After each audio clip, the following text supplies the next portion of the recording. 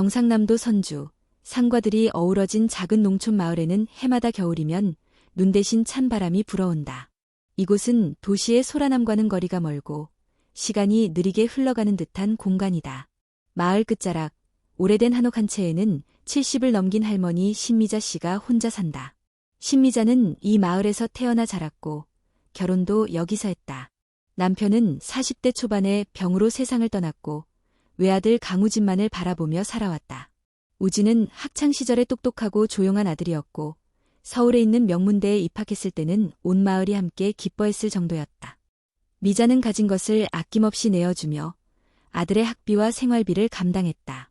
남들이 놀러갈 때도 미자는 시장에서 반찬을 팔거나 이웃의 밭일을 도우며 돈을 벌었다. 하지만 서울로 올라간 우진은 점점 소식을 끊었다. 처음 몇 년은 명절마다 전화도 오고 편지도 왔다.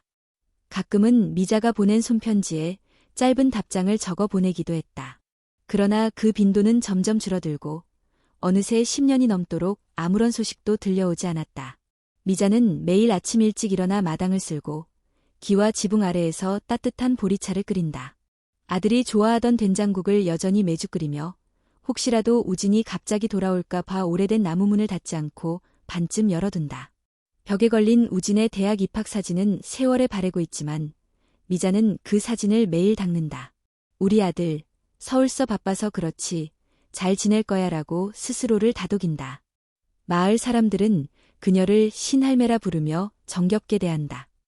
그녀는 이웃의 생일이면 직접 찹쌀떡을 빚어 나누고 매년 동짓날에는 팥죽을 나눠 먹는다.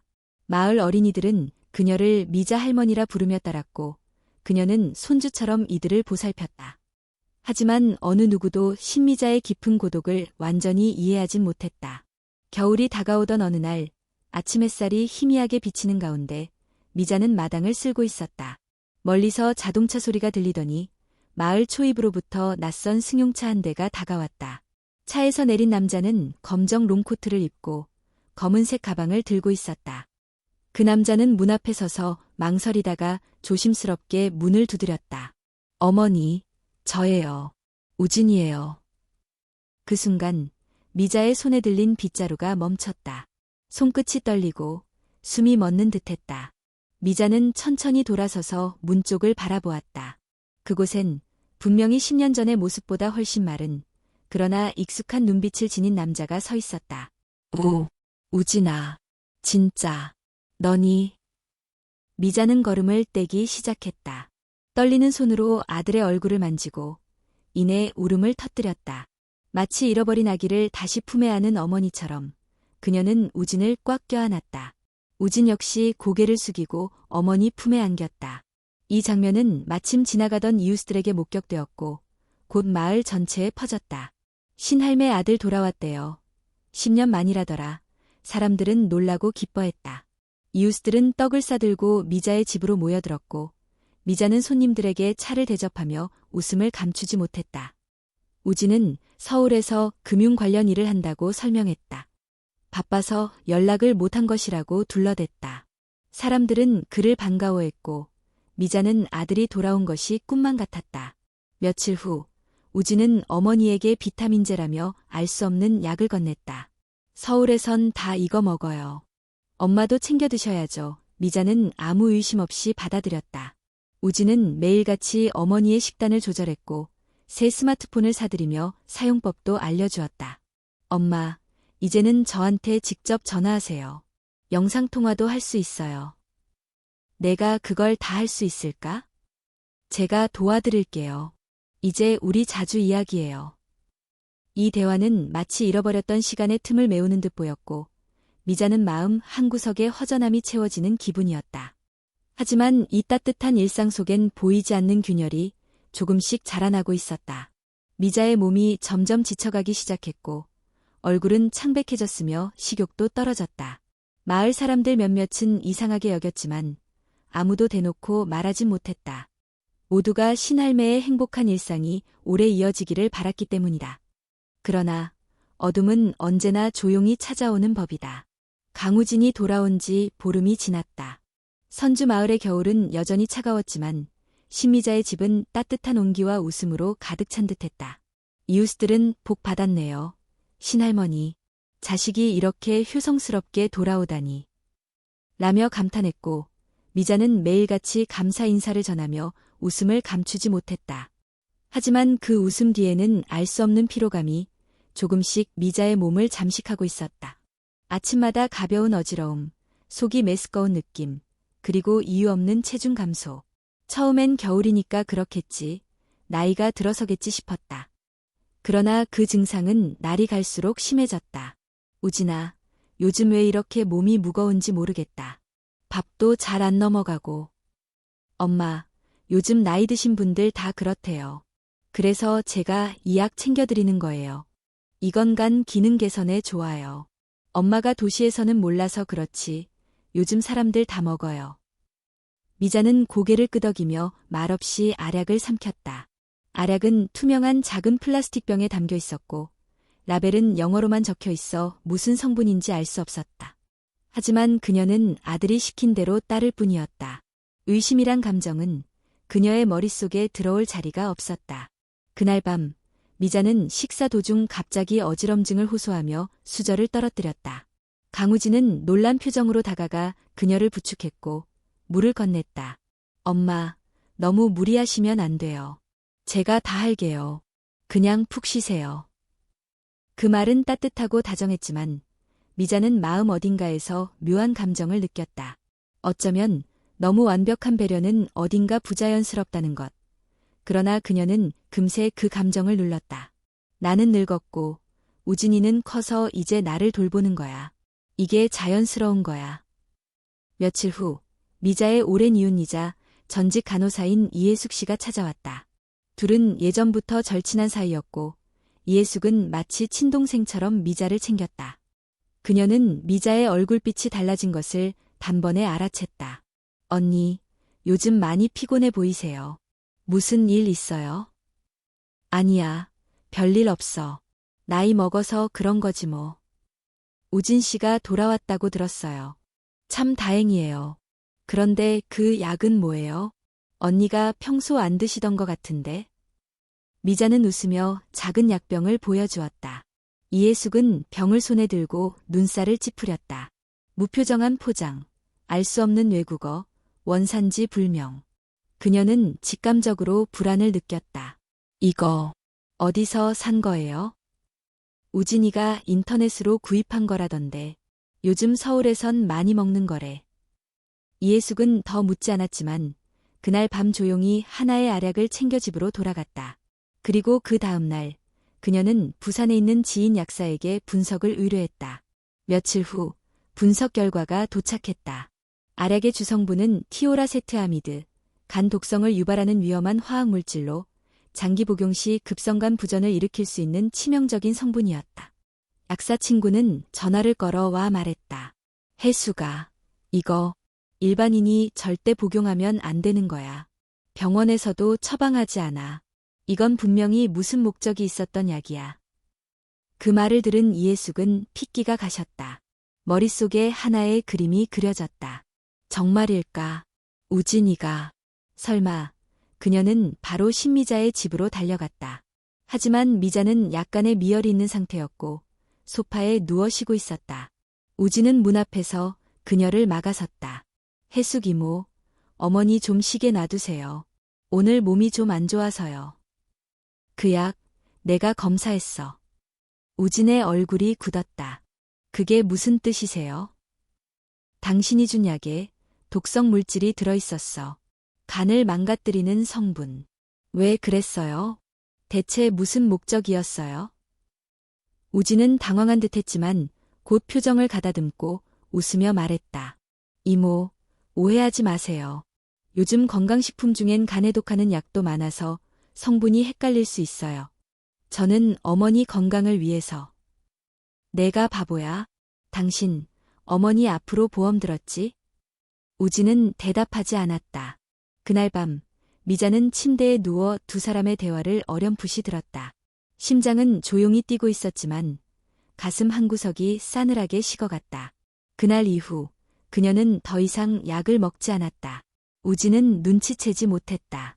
미자는 서랍 속에서 오래된 일기장을 꺼내어 그날 밤 손으로 천천히 글을 쓰기 시작했다. 내 아들, 우진아. 내가 지금 느끼는 것이 착각이었으면 좋겠다. 하지만 만약 내가 정말 나를 속이고 있는 거라면 엄마는 그 무엇보다도 너를 용서할 준비를 하고 있어. 왜냐하면 엄마는 내가 다시 사람으로 돌아올 수 있기를 믿기 때문이다. 눈물 한 방울이 일기장 위에 떨어졌다. 미자는 조용히 불을 끄고 다시 잠이 들었다. 밖에는 다시 눈이 내리기 시작했다. 신미자는 새벽녘 깨어났다. 기침이 잦아졌고 입안은 쓴맛이 가득했다. 몸은 나른했고 두 다리는 저릿저릿했다. 그녀는 조용히 이불을 젖히고 부엌으로 걸어갔다. 난로 위에 남아있던 보리차를 데워 마시며 눈을 감고 생각에 잠겼다. 내가 너무 바보였던 걸까? 아니면 아직도 믿고 싶은 걸까? 벽에 걸린 가족 사진이 눈에 들어왔다. 젊은 시절의 남편, 초등학교 교복을 입은 우진, 그리고 아직 건강하던 자신의 모습. 사진 속 웃음은 지금의 집안 분위기와는 너무나도 달랐다. 며칠 전 이해숙은 미자에게 솔직하게 모든 것을 털어놓았다. 약의 정체, 검사 결과, 그리고 우진이 보험을 들어놓았다는 가능성까지. 미자는 한참을 말없이 앉아 있었고 결국 이렇게 대답했다. 내가 그 아이를 모르는 것도 아니고 다만 믿고 싶은 마음이 더 클 뿐이야. 그날 밤 이후 미자는 하루에 한 줄씩 짧은 편지를 쓰기 시작했다. 때로는 과거의 추억을, 때로는 자신의 의심을, 그리고 끝에는 항상 이렇게 썼다. 하지만 내가 돌아오기를 바란다. 사람으로서. 한편 강우진은 점점 초조해지고 있었다. 어머니의 상태는 예상보다 느리게 악화되고 있었고 보험사에서 전화가 왔다. 계약 효력이 아직 2주 후에나 발효된다는 내용이었다.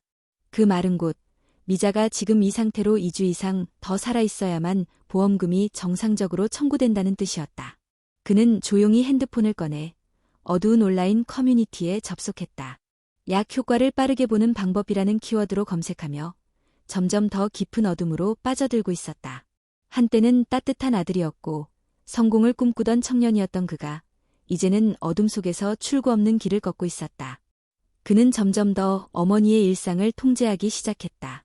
음식을 더 짜게 먹으려 하면 막았고 친구들과의 통화도 끊도록 했다. 외출은 완전히 금지시켰다. 이해숙과도 더 이상 마주치지 않으려 했다. 엄마는 이제 쉬어야 해요. 나가서 바람 쐬면 감기 걸려요. 혜숙이 이모가 김치 좀 가져다 준다고 했는데 제가 받을게요. 엄마는 그냥 침대에 누워 계세요. 우진의 말투는 겉으로는 부드럽지만 단호하고 냉정했다. 미자는 점점 더 침묵하게 되었다. 어떤 말도, 어떤 감정도 표현하기가 두려웠다. 마음 깊은 곳에선 진실을 알고 있으면서도 아직 완전히 무너질 수 없었다. 그런 와중에 마을 보건소에서 정기 건강검진이 있었다. 이해숙은 보건소에 일시적으로 복귀 중이었고 미자를 일부러 검진 명단에 넣었다. 하지만 우진은 어머니는 집에서 쉬셔야 한다며 참석을 거절했다. 그 말을 들은 이해숙은 의심을 확신으로 바꿨다. 그녀는 조용히 경찰에 연락했다. 노인 대상 보험 사기 의심 사례로 정식 보고서를 작성했고 약 성분 분석 결과와 신미자의 최근 건강 변화에 대한 기록도 함께 제출했다. 경찰은 조용히 수사를 시작했다. 아직 강우진을 직접 조사하진 않았지만 그의 금융기록, 보험 가입 내역, 약 구매 기록 등을 추적하기 시작했다. 며칠 후 우진은 보험사로부터 또 다른 전화를 받았다. 계약자가 사망하더라도 수익자와 관련된 범죄가 확인되면 보험금 지급이 제한됩니다. 라는 내용이었다. 그는 손에 쥔 스마트폰을 내려놓고 천천히 고개를 떨궜다. 그 순간 방문이 열렸다. 미자가 조용히 방 안으로 들어와 그를 바라보았다. 우진아. 그는 놀란 듯 고개를 들었다. 무슨 일이야, 엄마? 어디 아파? 미자는 고개를 저으며 그의 앞에 천천히 앉았다. 손에 한 장의 종이를 들고 있었다. 그것은 바로 그녀가 직접 쓴 손편지였다. 이건 너에게 주려고 썼던 편지야. 하지만 이젠 줄 필요가 없겠구나. 엄마, 그게 무슨 소리야? 나는 다 안다. 우진아. 내가 나를 돌보는 이유, 약의 정체, 보험까지 다 들었고 다 느꼈다. 우진은 말문이 막혔다. 미자의 눈은 흔들리지 않고 그를 바라보고 있었다. 눈물도 분노도 없는 그 시선은 오히려 그에게 더 큰 죄책감을 안겼다. 나는 내가 다시 돌아오기를 기다렸다. 사람이 아닌 괴물이 아니라 내 아들로. 그 말에 우진은 아무 말도 하지 못한 채 고개를 떨궜다. 그리고 처음으로 그의 눈가에 눈물이 맺혔다. 그날 밤 그는 혼자 방 안에서 술을 마셨다. 흔들리는 손으로 일기장을 꺼내어 몇 글자를 적었다. 나는 어머니를 죽이려 했다. 하지만 어머니는 끝까지 나를 살리려 했다. 밖은 다시 눈이 내리고 있었다. 창문 너머로 보이는 흰 눈은 조용하지만 무언가를 덮고 감추려는 듯이 깊고 차가웠다. 신미자는 아들의 침묵을 더 이상 기대하지 않았다. 그날 이후로 그녀는 매일같이 조용히 자신을 정리했다. 오래된 서랍을 하나하나 열어보며 남편의 유품을 닫고 우진이 초등학생 시절 그려놓은 그림을 꺼내어 정리했다. 그녀는 알고 있었다. 이 집에서의 삶이 얼마 남지 않았다는 것을, 생명이 아니라 관계의 끝자락이 다가오고 있다는 것을. 그러나 강우진은 여전히 갈피를 잡지 못한 채 방황했다. 그는 술에 취해 잠드는 밤이 늘어갔고 어머니의 말 한마디에도 심하게 예민해졌다. 때로는 화를 내고 때로는 혼잣말을 중얼거렸다. 나는 다 계획했는데 왜 이렇게 무너지지? 그는 서울에서 다시 걸려온 빚 독촉 전화를 받고 심장이 조여오는 듯한 압박감을 느꼈다. 채무자들은 설날 전까지 해결하지 않으면 직접 찾아가겠다고 으름장을 놓았다. 그는 혼란스러웠다. 자신의 선택이 잘못된 것임을 알고 있었지만 이제는 되돌아갈 수 없는 선을 이미 넘어선 듯했다. 같은 시각 마을에서 멀지 않은 지서에서는 작은 회의가 진행되고 있었다. 이해숙이 제출한 자료와 증언, 약물 분석 결과, 보험 계약서 사본까지 경찰은 모두 확보한 상태였다. 수사관 박 형사는 천천히 말을 이었다. 보험 계약일은 12월 28일, 효력 개시는 1월 15일. 피보험자는 신미자 씨, 수익자는 강우진. 피보험자의 건강 상태에 대한 고지 의무 위반 여부는 추가 조사가 필요합니다. 다른 경찰이 말했다. 피해자가 생존해 있고 명백한 범죄 행위가 발생하지 않은 이상 체포나 강제 수사는 어렵습니다. 그러나 충분히 계획 범죄의 가능성이 보입니다. 감시 강화와 가족 면담이 필요합니다. 결국 경찰은 신미자를 따로 만나보기로 결정했다. 이해숙의 협조 아래 경찰관 한 명이 마을 보건소를 가장하여 신미자의 집을 방문했다. 평범한 건강 상담을 가장한 자리였다. 경찰은 조심스럽게 물었다. 어머님, 최근 몸 상태는 어떠세요? 그저 좀 피곤할 뿐이에요. 나이 들면 다 그렇죠. 혹시 아드님이 어떤 약을 들이셨는지 알고 계신가요? 모르겠어요. 그냥 좋은 거라면서 주더라고요. 서울에서 많이들 먹는다 하던데. 경찰은 잠시 말을 멈추고 그녀의 손을 살며시 잡았다. 어머님, 죄송하지만 저희는 지금 강우진 씨가 어머님께 해를 끼치려는 정황을 조사 중입니다. 혹시 최근 그분이 보험이나 금전과 관련된 이야기를 꺼낸 적이 있나요? 미자는 말없이 고개를 저었다. 그리고 한참을 침묵하더니 입을 열었다. 그 아이는 잘못했어요. 그건 알아요. 하지만 그 아이가 왜 그렇게 됐는지도 알아요. 너무 오래 혼자였고 너무 오래 고립돼 있었어요. 경찰은 신중하게 대답했다. 어머님의 그 마음은 이해합니다. 하지만 범죄는 막아야 합니다. 최소한 어머님의 안전은 확보되어야 합니다. 며칠 후 경찰은 신중하게 강우진에게 연락을 취했다. 단순 참고인 조사 형식이었다. 그는 예상보다 담담하게 경찰서에 출석했다. 경찰은 일부러 압박하지 않고 일상적인 질문으로 대화를 풀어나갔다. 서울에서는 무슨 일 하셨나요? 금융 컨설팅 쪽이었습니다. 지금은 좀 쉬고 있습니다. 신미자 씨는 건강하신 편이신가요? 나이 드셨지만 큰 질병은 없으셨습니다. 혹시 어머님 명의로 보험을 들으신 건 맞나요? 우진은 살짝 웃으며 고개를 끄덕였다. 네, 제가 추천받아서요. 어머니가 아프시면 병원비라도 보태려고요. 질문은 더 이어지지 않았다. 경찰은 그를 돌려보냈고 그날 밤 우진은 돌아오는 길에 마을 입구에서 멈췄다. 전봇대 아래에서 담배를 꺼내 들었지만 결국 불을 붙이지 못한 채 넣었다. 그 순간 눈발이 흩날리기 시작했다. 그는 하늘을 올려다보며 조용히 말했다. 엄마, 난 왜 이렇게 망가졌을까? 그 다음 날 신미자는 침대에서 일어나지 못했다. 해숙이 달려와 그녀를 부축했지만 미자의 입술은 새파랗게 질려 있었고 손끝은 얼음처럼 차가웠다. 해숙은 급히 병원으로 데려가려 했으나 미자는 고개를 저었다. 아니야. 나 여기에 있고 싶어. 집에서. 그날 밤 우진은 어머니의 곁에 앉았다. 이불을 덮어주며 그녀의 손을 잡았다. 그녀는 힘겹게 그를 바라보며 말했다. 나는 내가 나를 속인 것도 알았고 나를 죽이려 한 것도 느꼈어. 그런데도 여전히 내가 내 아들이라는 사실은 바뀌지 않아. 우진은 그 말을 듣는 순간 몸이 굳었다. 그는 두 눈을 질끈 감고 그 자리에서 울음을 터뜨렸다. 엄마, 미안해요. 정말 너무 미안해요. 신미자는 눈을 감고 그의 손을 꼭 쥐었다. 밖에서는 눈이 소리 없이 내리고 있었다. 눈송이는 마치 오래된 고통을 덮는 듯 천천히 세상을 하얗게 덮어가고 있었다. 신미자는 더 이상 식사를 제대로 할 수 없었다. 국을 몇 숟가락 뜨고 나면 바로 메스꺼움이 올라왔고 누워있는 시간이 길어지자 어깨와 허리가 눌리는 듯 아팠다. 강우진은 그런 그녀를 정성스레 간호하는 척했지만 그의 눈빛은 점점 어두워졌고 말수는 줄어들었다. 약을 챙겨줄 때도 손길은 기계적이었고 목소리엔 감정이 없었다. 하지만 그날 밤 미자의 마지막 한마디가 우진을 무너뜨렸다. 그래도 넌 내 아들이야. 그 말은 그의 가슴 깊은 곳을 파고들었다. 그는 몇 시간 동안 미자의 방문 앞에 앉아 아무 말 없이 울었다.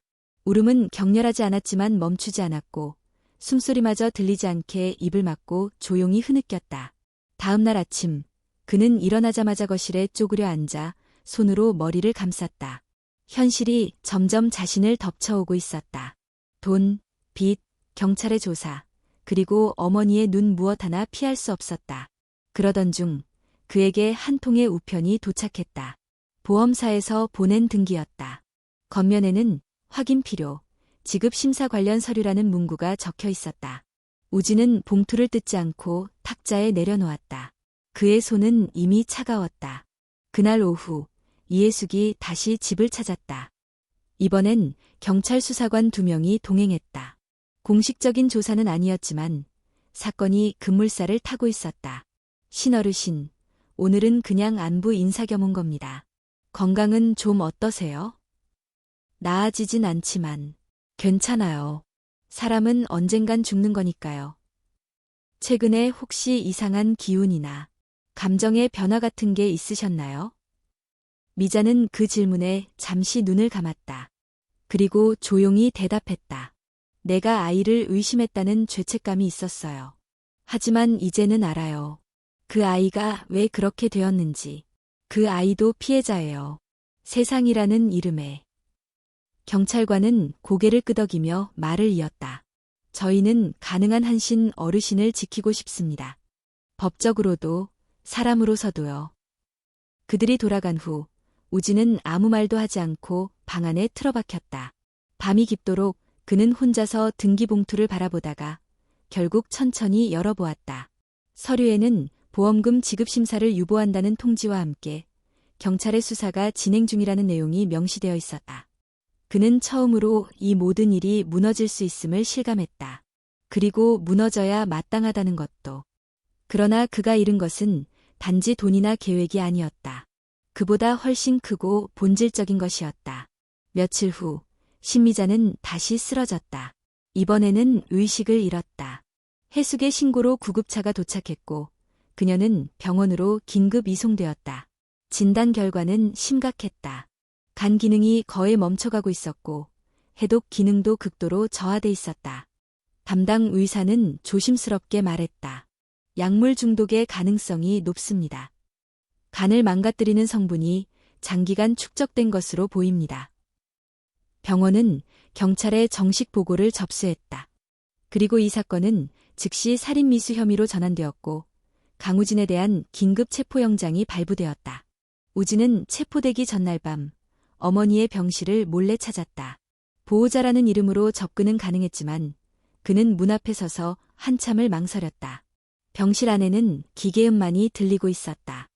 침대 위에는 산소호흡기에 의존하고 있는 미자가 누워 있었다. 그녀의 얼굴은 차분했고 창백했지만 평온했다. 우진은 문틈 사이로 그녀를 바라보며 입술을 달싹였다. 엄마, 난 너무 늦었지. 그는 한 걸음도 더 들어가지 못한 채 돌아섰다. 복도에 앉아 그는 작은 종이에 글을 썼다. 엄마, 내 인생의 모든 선택이 틀렸다고 해도 마지막만큼은 사람답게 끝내고 싶어요. 나에게 기회를 주세요. 그게 아니라면 그냥 나를 벌해주세요. 적어도 엄마의 눈에서 눈물이 멈추도록. 그 글은 병실문 옆 테이블 위에 남겨졌고 우진은 스스로 경찰서로 향했다. 몇 시간 후 이해숙은 병실에 도착해 그 편지를 발견했다. 그녀는 조용히 편지를 읽고 눈을 감았다. 이제야 무너졌구나. 창밖에는 첫 번째 봄비가 내리기 시작했다. 겨울은 끝나가고 있었다.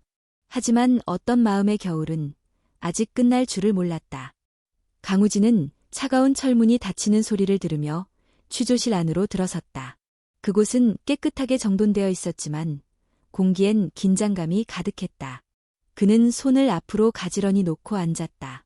마치 자신을 방어하는 게 아니라 벌써부터 받아들이려는 자세처럼 보였다. 수사관 박 형사는 천천히 의자에 앉으며 우진을 바라보았다. 자, 강우진 씨, 어머니께 어떤 약을 드렸는지 처음부터 솔직하게 말씀해 주시죠. 우진은 한참 동안 아무 말도 하지 않았다.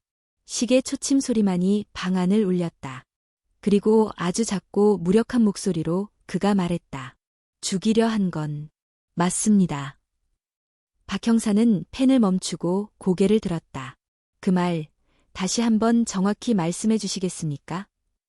네, 전 어머니를 서서히 그리고 아무도 모르게 죽이려고 했습니다. 그의 말은 침묵을 깨뜨리는 칼날 같았다. 수사관의 눈이 좁아졌고 녹음기가 작동하는 소리가 유난히 크게 들렸다. 그러나 우진의 얼굴은 흔들림이 없었다. 오히려 그 안엔 해방에 가까운 표정이 스쳐 지나갔다. 왜 그런 선택을 했습니까? 처음엔 돈 때문이었어요. 사업이 망했고 빚은 늘어났고 도망갈 길이 없었어요. 보험이라는 게 눈에 들어왔고 어머니는 혼자였으니까 아무도 의심하지 않을 거라 생각했죠. 하지만 어머니는 여전히 살아계십니다. 그 말에 우진은 고개를 떨구었다. 그게 어쩌면 가장 큰 형벌인 것 같아요.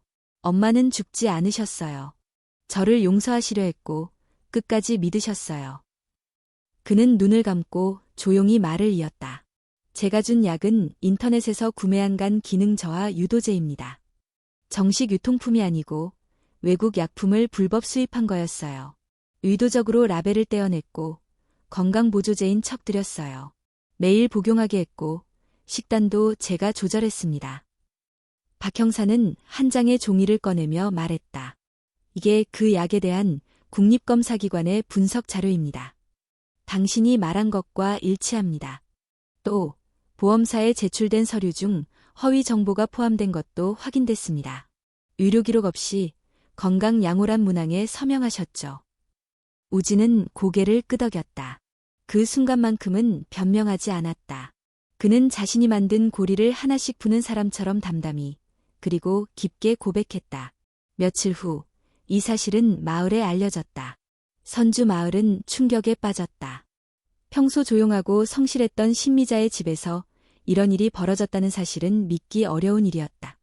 사람들은 수군거리기 시작했고 미자의 이름은 불쌍한 희생자로 떠올려졌다. 하지만 이해숙은 다르게 느꼈다. 그녀는 마을 사람들의 동정 어린 말들이 점점 미자의 삶 전체를 한낱 불행한 에피소드로 축소시켜버리고 있음을 느꼈다. 그래서 그녀는 움직였다. 그녀는 마을 회관에서 작은 좌담회를 열고 사람들에게 이야기했다. 신미자 씨는 단지 피해자가 아닙니다. 그는 마지막 순간까지 자식을 믿고 사랑으로 대응하셨던 분이에요. 그게 진짜 강한 사람 아닙니까? 우린 그걸 기억해야 합니다. 그 말을 들은 사람들 가운데 몇몇은 고개를 끄덕였다. 그리고 조용히 흘리는 눈물도 있었다. 병원에서는 신미자의 상태가 조금씩 호전되고 있었다. 몸은 여전히 약했지만 의식은 돌아왔다. 그녀는 눈을 뜨고 가장 먼저 창문을 바라보았다. 나무가지엔 작은 새싹이 맺히기 시작했고 햇살이 부드럽게 커튼을 타고 내려오고 있었다. 그녀는 천천히 중얼거렸다. 이제 봄이 오려나 보다. 며칠 뒤 경찰서에서 연락이 왔다. 강우진이 면회를 요청했다는 소식이었다. 이해숙은 병문안 중에 그 이야기를 전했다. 미자는 잠시 눈을 감고 생각에 잠겼고 그러고는 작게 고개를 끄덕였다. 오게 해줘요. 마지막으로 아들의 얼굴을 봐야 하겠어요. 며칠 후 병실에는 경찰 동행하에 강우진이 조용히 들어섰다. 수척한 얼굴, 수의 차림. 그는 말없이 어머니의 침대 곁에 섰다. 미자는 힘겹게 고개를 돌려 아들을 바라보았다. 잠시 침묵이 흘렀고 우진이 무릎을 꿇었다. 엄마, 난 이제 어디서부터 살아야 할지 모르겠어요. 미자는 그의 손등 위에 자신의 손을 올렸다. 다시 시작하면 돼. 누구나 망가질 수 있어. 하지만 다시 사람으로 살아가는 건 내가 선택할 수 있어. 그 말에 우진은 눈을 감고 고개를 숙였다. 그 순간 창밖에서 찬란한 햇살 한 줄기가 병실 안으로 들어왔다. 얼어붙었던 마음의 벽이 조금씩 녹아내리는 듯한 봄의 기척이었다. 봄이 오기 직전 강우진의 재판이 시작되었다. 사건은 지역 언론에 보도되며 사람들의 관심을 끌었고 작은 마을에서 벌어진 보험금을 노린 효자 살인미수 사건이라는 자극적인 제목이 여러 기사로 확산되었다. 재판정은 조용하고 냉정했다. 재판장이 들어오자 모두 일어섰고 형식적인 절차가 빠르게 진행되었다. 강우진은 피고석에 앉아 있었다. 여전히 수척한 모습이었지만 고개를 들고 정면을 응시했다. 그의 변호인은 국선이었다. 변호인은 긴장을 감추며 조심스럽게 입을 열었다. 피고인은 범죄를 인정하고 있습니다. 하지만 피고가 이 사건을 계획한 배경에는 극심한 생활고와 정신적 압박이 있었습니다. 더불어 피해자인 어머니 신미자 씨는 아직 생존해 계시며 법적 처벌보다 회복과 회개의 기회가 우선되어야 한다는 입장을 피력하고 있습니다. 검사는 한 장의 서류를 들어보이며 날카롭게 반박했다. 계획적입니다. 피고인은 보험 계약을 체결한 날짜, 약물 구매, 복용 스케줄 조정 등 다단계적으로 실행하였습니다. 이는 단순한 순간의 충동이 아니라 명백한 의도를 가진 계산된 살인 시도입니다. 방청석에는 몇몇 기자들과 마을 사람들이 앉아 있었다. 이해숙도 그 자리에 있었고 그녀의 옆자리는 비어 있었다. 원래 그 자리는 신미자를 위해 준비되었지만 그녀는 재판 참석을 끝내 거절했다. 그 아이의 죄는 재판장이 판단하시겠지만 나는 아들의 얼굴을 다시 법정에서 보지 않겠다. 그녀는 그렇게 말하고 병실에 남았다. 재판이 계속되면서 증인으로 이해숙이 소환되었다. 그녀는 단정한 차림으로 증인석에 섰고 목소리는 또렷했지만 감정이 담겨 있었다. 신미자 씨는 단순한 피해자가 아닙니다. 그녀는 범행을 알면서도 아들을 끝까지 감쌌습니다. 그것은 사랑이자 절망이었고 동시에 이 사회가 어떤 식으로 한 사람을 벼랑 끝으로 몰아갈 수 있는지를 보여주는 증거입니다. 하지만 판사가 묻는다. 그녀가 그 사실을 경찰에 알리지 않고 계속 침묵한 것은 또 다른 문제 아닙니까? 그렇습니다. 그녀는 침묵했습니다. 하지만 그 침묵은 공범이 아니라 한 어머니의 마지막 품이었습니다. 자신을 죽이려는 아들을 이해하려는 그 연약한 품이요. 법정 안은 정적에 휩싸였다. 우진은 그 말을 들으며 눈을 감았다. 그의 뺨을 타고 조용히 눈물이 흘렀다. 재판은 마무리 국면에 접어들었다. 판사는 무겁게 고개를 끄덕이며 판결을 내렸다. 피고 강우진은 계획적인 범행과 피보험자를 해칠 의도를 명백히 드러냈으며 이는 중대한 죄에 해당한다. 그러나 피해자가 생존해 있고 범행을 중단하려는 마지막 시도와 자수, 그리고 피해자의 선처 의사 등을 고려하여 형량을 감경한다. 이어지는 문장에 모두가 숨을 죽였다. 징역 12년. 법정 안에는 무거운 침묵이 흘렀다. 이해숙은 자리에서 조용히 일어났다. 우진은 그 순간 재판장을 향해 고개를 숙였다. 눈을 감고 그 한마디에 스스로를 받아들인 듯했다. 그날 저녁, 우진은 유치소에서 면회실로 이동했다. 의외의 사람이 그를 기다리고 있었다. 병원의 간호사 한 명이 미자의 부탁을 전하러 온 것이다. 어머님께서 전해달라고 하셨어요. 나는 너를 버리지 않는다. 법은 너를 심판하지만 나는 너를 용서한다. 그리고 기다린다. 라고요. 그 말을 들은 우진은 한동안 말을 잇지 못했다. 그는 눈을 돌려 창밖을 바라보았다. 작은 면회실 창 너머에는 붉게 물든 하늘이 펼쳐지고 있었다. 봄이 오는 저녁 노을이었다. 어머니께 고맙다고 전해주세요. 다시 시작하겠다고. 며칠 후 신미자는 병원에서 퇴원했다. 이해숙이 그녀를 데리러 왔고 미자는 간단한 짐만 들고 병실을 떠났다. 그녀는 집으로 돌아가지 않았다. 대신 이해숙이 제안한 작은 마을 공동체 공간에 들어가 요양하며 조용히 살아가기로 했다. 그녀의 첫 번째 요청은 이러했다. 아이들 밥을 해주고 싶어요. 나 같은 사람도 누군가에게는 따뜻한 밥 한 끼를 줄 수 있잖아요. 이해숙은 말없이 고개를 끄덕였다. 그녀는 작은 조리실에서 아이들을 위해 밥을 지으며 하루하루를 살아갔다. 손목에 남은 주사 자국도 기억 속에 깊이 새겨진 아들의 얼굴도 사라지지 않았지만 그녀는 고요하게 받아들였다. 한 아이가 그녀에게 다가와 물었다.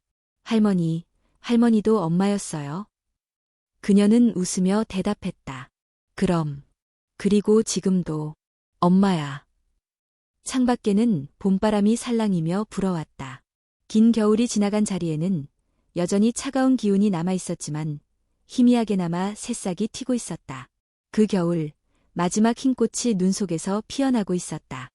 신미자가 공동체 요양원으로 옮겨온 지 벌써 석 달이 지났다. 봄이 완전히 자리 잡고 마을 곳곳에는 매화와 개나리가 피었다 지기를 반복했다. 그녀는 매일 새벽 5시에 일어났다. 작은 방의 창문을 열고 바람을 맞으며 짧은 기도를 올렸다. 오늘도 누군가의 아들이 돌아오길. 그녀의 하루는 조용했다. 조리실에서 밥을 지어 아이들에게 나눠주고 남는 시간에는 작은 채소밭을 가꾸었다. 땅은 아직 완전히 부드럽지 않았지만 그녀는 매일 손끝으로 흙을 만졌다. 그 흙 속에 묻힌 세월, 지난 고통, 그리고 아직 오지 않은 희망까지도 함께 갈아엎는 느낌이었다. 아이들은 처음엔 그녀를 낯설어했다. 어떤 아이는 할머니에게 쉽게 다가오지 못했고 어떤 아이는 괜히 그녀가 준 음식을 남기기도 했다. 하지만 신미자는 서두르지 않았다. 말없이 김을 메고 국을 끓이고 손수 만든 반찬을 차려냈다. 그러던 어느 날 5살짜리 수진이가 조용히 말했다. 할머니, 밥이 따뜻해요. 그 말에 신미자는 눈을 감고 웃었다. 그 한마디가 그녀에게는 지난 3달의 대답이었다. 한편 강우진은 교도소에서의 삶에 조금씩 적응해가고 있었다. 처음 한 달은 누구와도 대화를 하지 않았고 자주 감정이 폭발했다. 수용자들과의 마찰도 잦았다. 하지만 점차 그는 변해갔다. 하루는 담당 교정관이 그에게 조심스레 말을 걸었다. 도서실에서 봉사해보지 않겠나? 말이 통하는 사람도 있고 책이 사람을 다독일 때도 있으니까. 그는 망설이다가 고개를 끄덕였다. 그때부터 우진은 매일 도서실에서 시간을 보냈다. 책을 정리하고 간단한 독서회를 도왔다. 처음에는 시집이나 에세이 위주로 골랐다가 점차 철학과 심리학 책도 손에 들기 시작했다. 그는 자신이 왜 그렇게 되었는지, 어떻게 자신을 용서해야 할지 알아가기 시작했다. 그는 한 권의 노트에 매일 짧은 글을 남겼다. 나는 아직도 엄마의 눈을 기억한다. 나를 의심하면서도 끝까지 나를 감싸던 그 눈빛. 그게 나를 가장 아프게 한다. 그 노트는 교도소 내에서 독후감 대회에 제출되었고 다른 수용자들의 공감을 얻었다. 누구도 대놓고 말하지 않았지만 우진의 글은 조용히 그들의 마음을 울렸다. 한 번은 동료 수용자가 그에게 말했다. 너 다음 생엔 꼭 제대로 살아라.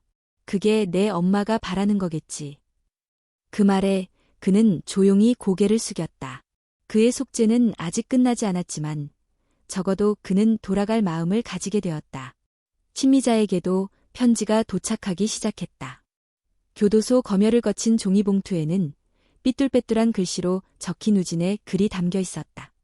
편지는 한 달에 한 번 꼬박꼬박 왔다. 첫 번째 편지에는 이런 말이 있었다. 엄마, 오늘 밥을 지었습니다. 내가 예전에 받기만 했던 걸 이제는 누군가에게 주고 있습니다. 아직도 나는 부족하지만 적어도 누군가의 밥을 뜨겁게 만들 수 있는 사람은 되고 싶습니다. 두 번째 편지에는 이렇게 쓰여 있었다. 엄마, 나도 밭일을 해보고 있습니다. 흙을 만질 때마다 당신 손이 생각납니다. 거칠고 마르고 하지만 따뜻했던 그 손. 세 번째 편지에는 이렇게 적혀 있었다. 엄마, 나는 아직 당신이 날 완전히 용서하셨다고 믿지 않습니다. 하지만 나는 매일 그 용서에 걸맞은 사람이 되려고 노력 중입니다. 그 편지들을 심리자는 자신의 작은 수납장 안에 곱게 접어넣었다. 그녀는 편지를 누구에게도 보여주지 않았다. 하지만 편지를 읽은 날이면 꼭 식사 후 작은 화분에 물을 더 길게 뿌렸다. 어느 날 마을 학교에서 자원봉사 요청이 들어왔다. 급식 도우미로 일정 기간 함께해 줄 사람이 필요하다는 것이었다. 이해숙은 곧장 심리자에게 제안했다. 가실래요? 아이들이랑 함께 밥 먹는 시간도 좋을 거예요. 미자는 망설였지만 결국 고개를 끄덕였다. 학교의 급식실은 분주했고 아이들은 시끄러웠다. 하지만 미자는 그 속에서도 묵묵히 자신의 일을 했다. 아이들이 다 먹고 난 뒤 그녀는 조용히 식판을 닫고 남은 반찬을 정리했다. 그날 오후 교장 선생님이 그녀에게 다가와 말했다. 선생님이 아이들 사이에서 밥 할머니라고 불린답니다. 다들 좋아해요. 심미자는 웃었다. 밥은 말없이도 마음을 나눌 수 있으니까요. 그날 밤 그녀는 작은 일기장을 펼쳤다. 그리고 조용히 한 문장을 적었다. 밥을 지으며 나는 다시 사람을 믿기 시작했다. 창밖에는 벚꽃이 흐드러지게 피어 있었다. 어떤 꽃은 바람에 날려 벌써 땅에 내려앉았고 어떤 꽃은 막 봉우리를 틔우고 있었다. 그 봄날 심미자는 다시 사랑하는 법을 배우고 있었고 강우진은 죄와 용서 사이에서 인간으로 남기 위한 싸움을 계속하고 있었다. 이야기는 아직 끝나지 않았다. 왜냐하면 진정한 속죄는 시간 속에서 피는 꽃처럼 서서히 자라나는 것이기 때문이다. 봄이 깊어지면서 요양원 옆 작은 텃밭에는 채소와 들꽃이 고르게 자랐다. 심미자는 매일 아침밭에 나가 손으로 흙을 뒤적이며 어린 새싹들의 상태를 살폈다. 햇빛을 맞는 작은 잎사귀들을 바라보며 그녀는 생각했다. 이토록 연약한 것들도 살아남기 위해 몸을 뻗고 있는데 인간은 어쩌다 서로를 해치는데 익숙해졌을까. 이해숙은 요양원 일 외에도 마을 학교에서 강연을 맡기 시작했다. 주제는 늘 같았다. 사람은 실수할 수 있지만 사랑은 선택해야 한다. 그녀는 사람들 앞에서 심미자와 강우진의 이야기를 조심스럽게 나눴다. 처음엔 비난이 많았지만 차츰 사람들의 눈빛이 달라졌다. 누군가는 고개를 끄덕였고 누군가는 눈시울을 붉혔다. 강우진은 교도소에서 모범수로 평가받고 있었다. 그는 자비를 마다하지 않았고 감정 조절 훈련과 상담 프로그램에도 빠짐없이 참여했다. 특히 글쓰기 치료 시간에는 매번 자리를 지켰다. 교도관은 그에게 말했다. 자네의 편지 덕에 이번 프로그램 참여자가 늘었어요. 당신의 글이 사람들에게 말을 걸었나 봅니다. 우진은 웃지 않았지만 고개를 깊이 숙였다. 감사하다는 말보다 무거운 감정이 있었다. 그는 여전히 자신을 용서하지 못했다. 하지만 어머니의 편지들이 그를 다시 일으켜 세웠다. 심미자는 매달 한 번 짧은 편지를 보냈다. 길지 않았지만 그 편지들은 우진에게 삶을 이어갈 이유가 되었다. 우진아, 오늘 밭에서 내가 어릴 때 좋아하던 참나무를 땄단다. 너는 꼭 나물만 쏙쏙 골라 먹었지.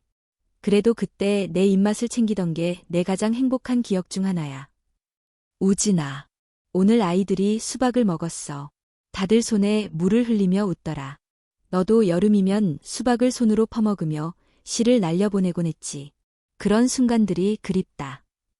이 편지들은 우진의 밤을 지탱했다. 그는 한 줄 한 줄을 천천히 읽고 다시 노트에 옮겨 적었다. 그리고 그 옆에 자신만의 글을 더했다. 자신의 기억, 후회, 반성, 그리고 소망. 교도소 안의 작은 예배당에서 우진은 자원봉사를 신청했다.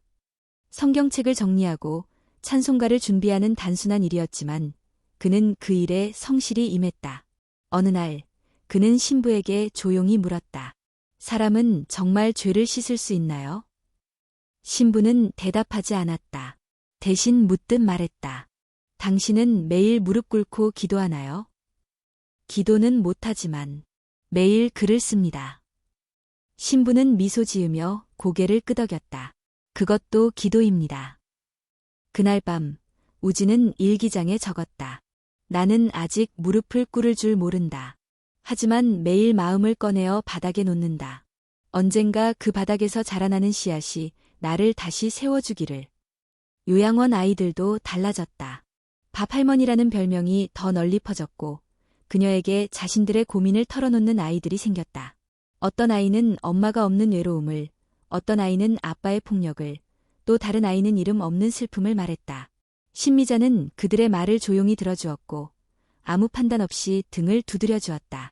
그렇게 아이들은 매주 토요일마다 신미자와 함께 밥을 짓고 간단한 반찬을 만드는 시간을 가졌다. 그것을 그들은 엄마 밥 교실이라 불렀다. 이해숙은 그 모습을 보고 다시 한번 생각했다. 사람이 무너질 수 있다는 사실은 이제 누구나 알지만 무너진 다음에 어떻게 다시 서는지를 아는 사람은 드물다. 신미자는 무너졌지만 무너지지 않은 사람처럼 살아가고 있었다. 그리고 어느 봄날 신미자에게 면회 신청이 왔다. 예상대로 강우진이었다. 이번엔 교도관 동행이 아닌 교화 프로그램의 일환으로 허가된 특별 면회였다. 이해숙은 그녀를 데려다 주기로 했다. 작은 면회실, 투명 유리창을 사이에 두고 둘은 마주 앉았다. 오랜만에 보는 얼굴이었지만 말없이 서로를 바라보는 것만으로도 시간이 흘렀다. 우진이 먼저 입을 열었다. 엄마, 나 요즘 아이들에게 책 읽어줘요. 그 애들이 내게 웃어요. 그래, 잘하고 있구나. 근데 나는 아직 엄마 눈을 똑바로 못 보겠어요. 괜찮아. 내가 나를 보고 싶은 마음이 진심이면 그걸로 충분해. 우진은 눈을 감고 천천히 숨을 내쉬었다. 그리고 다시 눈을 떴다. 이번엔 조금 더 또렷하게 어머니를 바라보았다. 엄마, 언젠가, 정말 언젠가 내가 나를 떳떳하게 느낄 수 있는 날이 온다면 다시 당신 밥을 먹고 싶어요. 그게 내가 다시 시작하는 날일 것 같아요. 신미자는 눈을 가늘게 떴다. 눈가엔 주름이 깊게 패여 있었지만 미소는 여전히 부드러웠다. 그 밥은 항상 기다릴 거야. 식지 않게, 속까지 따뜻하게. 면회가 끝나고 이해숙과 돌아가는 차 안에서 신미자는 창밖을 내다보았다. 연두빛 새잎들이 도로 옆에 무성했고 바람은 살랑이며 지나갔다. 그녀는 조용히 혼잣말처럼 말했다. 사람은 결국 사랑을 놓지 않으면 다시 돌아올 수 있는 거야. 그날 밤 신미자는 다시 밥을 지었다. 참나무를 손질하고 무나무를 무치고 된장국을 끓였다. 밥이 뜸들 무렵 그녀는 창밖을 바라보며 속으로 중얼거렸다. 우진아, 내 밥도 잊고 있단다. 그해 여름 요양원 옆 작은 텃밭에는 흰 꽃이 피었다. 미자가 직접 심은 도라지꽃이었다. 고르고 또 골라 심은 씨앗은 두 계절을 넘기며 마침내 작고 단정한 꽃을 피웠다. 아이들은 그 꽃을 할머니 꽃이라 불렀고 누가 먼저랄 것도 없이 아침마다 물을 주고 손으로 만지며 인사를 건넸다. 안녕, 흰꽃아. 오늘도 살아줘서 고마워. 그날도 평범한 아침이었다. 신미자는 된장국을 끓이고 있었다. 그녀는 습관처럼 밥 냄새를 맡으며 뚜껑을 열었다. 김이 훅 피어오르고 그 사이로 예전 기억이 떠올랐다. 어린 우진이 뛰어들어와 밥 냄새 난다고 소리치던 순간 그는 늘 국물이 많아야 좋다고 했고 고추장을 풀어넣는 것을 좋아했다. 한참을 그 기억에 잠겨있던 그녀는 문득 조용한 발소리를 들었다. 익숙한 기척이었다. 고개를 돌리자 그곳엔 누군가가 서 있었다. 교도소 옅은 회색 반팔 티셔츠, 수건을 접어든 손, 그리고 약간 마른 얼굴. 강우진이었다. 그는 일시 석방 후 교화 프로그램의 일환으로 외부 봉사활동을 신청해 받아들여졌다. 첫 방문지로 본인이 직접 요청한 곳은 바로 이곳, 신미자가 머무는 공동체였다. 담당 교정관과 함께 동행한 그는 조심스레 집 안으로 발을 들였다. 엄마. 신미자는 그 말을 들은 순간 굽자 손을 놓았다. 뚝 하고 무언가 떨어지는 소리가 났지만 그녀는 상관하지 않았다. 마치 오래된 꿈이 현실이 되어 다가오는 순간 같았다. 왔구나, 우진아. 그렇게 말한 그녀의 목소리는 떨리지 않았지만 눈가에는 잔물결 같은 미소와 슬픔이 동시에 떠올랐다. 우진은 조심스럽게 그녀 앞에 앉았다. 두 손을 모은 채 고개를 낮췄다. 엄마, 나 아직 용서받을 자격이 없다는 거 알아. 그래도 내가 지금 가장 하고 싶은 건 엄마 밥 한 그릇 먹는 거야. 미자는 말없이 고개를 끄덕였다. 그리고 천천히 밥을 퍼서 그에게 내밀었다. 국도 담고 참나물 반찬도 곁들였다. 한 그릇의 밥에는 수십 년의 시간이 그리고 수천 마디 말이 들어있었다. 우진은 숟가락을 들었다. 그리고 천천히 밥을 한술 떠먹었다. 뜨겁고 짠맛과 단맛, 구수함과 씁쓸함이 한꺼번에 밀려왔다. 그는 그 자리에서 울음을 터뜨렸다. 억누르려 했지만 끝내 삼키지 못한 감정들이 눈물로 쏟아졌다. 이게 이렇게 따뜻했었구나. 신미자는 조용히 그의 등을 두드렸다. 그녀는 더 이상 말로 설명하지 않았다. 그저 아들의 어깨에 손을 얹고 그 울음을 함께 품었다. 마치 아이였던 시절처럼 그를 다시 안아주는 것이 그녀가 할 수 있는 유일한 일이었다. 식사가 끝난 뒤 우진은 뒷마당의 도라지꽃을 바라보았다. 꽃은 흐트러짐 없이 곧게 서 있었고 하얀 잎은 햇빛을 받아 반짝이고 있었다. 엄마, 이 꽃 이름이 뭐야? 도라지야. 한약재로 쓰이는 꽃이지. 뿌리가 깊고 쉽게 꺾이지 않아. 조금 쓸쓸하지만 오래 살아. 우진은 고개를 끄덕였다. 엄마 같네. 그 말에 신미자는 웃었다. 넌 그렇게 생각하니? 응, 엄마는 쓰고 강하고 오래 살아. 그래서 내가 다시 돌아올 수 있었어. 그들은 잠시 그 자리에 나란히 앉았다. 바람이 불고 나뭇잎이 소리를 냈다. 그 소리는 마치 오래된 피아노 선율 같았고 누군가 잊고 있던 자장가 같았다. 세상은 여전히 빠르게 돌아가고 있었지만 그 작은 마당만큼은 시간에서 벗어난 듯 고요했다. 몇 시간이 지나고 우진은 돌아갈 시간이 되었다. 그는 조용히 일어났다. 마지막 인사를 하며 말했다. 다음에는 정식으로 나올 거야. 그땐 내가 밥을 지을게. 엄마는 앉아서 기다리기만 해. 신미자는 고개를 끄덕였다. 그리고 조용히 손을 들어 올려 그를 배웅했다. 그 손은 여전히 주름지고 거칠었지만 그 안에는 세계를 감싸는 온기가 담겨 있었다. 그가 떠난 뒤 신미자는 도라지꽃 앞에 물을 주었다. 그날은 평소보다 오래 물을 뿌렸다. 그리고 나지막하게 말했다. 이제 끝나지 않은 이야기가 다시 시작될 수 있겠구나. 그녀는 그날 저녁 오랜만에 일기를 썼다. 오늘 아이가 돌아왔다. 속죄는 끝나지 않았고 상처는 여전히 남아있지만 우리는 서로를 바라보았다. 그것으로 충분하다. 사랑은 완벽한 용서보다 불완전한 이해로부터 시작되는 것일지도 모른다. 며칠 후 공동체의 아이들과 신미자는 함께 밥을 지었다. 그날의 메뉴는 참나물무침, 된장찌개, 그리고 수박이었다. 아이들은 음식에 이름을 붙였다. 이건 엄마 밥이야. 신미자는 웃었다. 그리고 도라지꽃은 여름이 끝나기 전까지 더 짙고 순결한 흰빛으로 피어올랐다.